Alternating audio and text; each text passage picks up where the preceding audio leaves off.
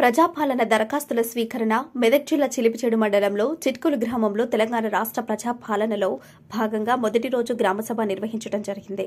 ఈ కార్యక్రమం సభాధ్యక్షులు అభయహస్తం 5 గ్యారంటీలో అమలు పథకానికై దరఖాస్తుల స్వీకారం ప్రారంభించారు.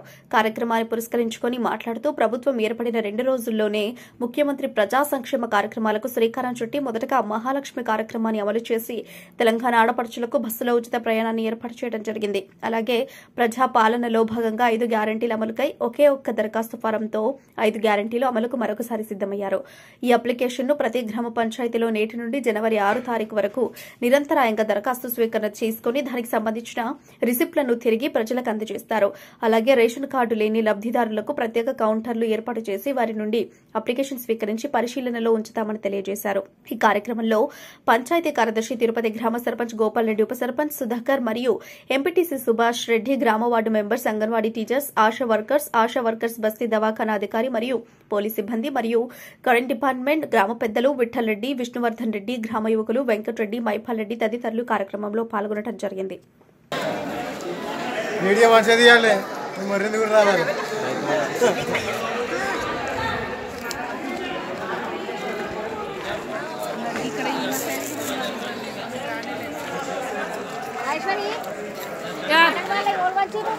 ఇవాళ చంద్రకళ అక్క దగ్గర ఉన్నాయి, తీసుకో.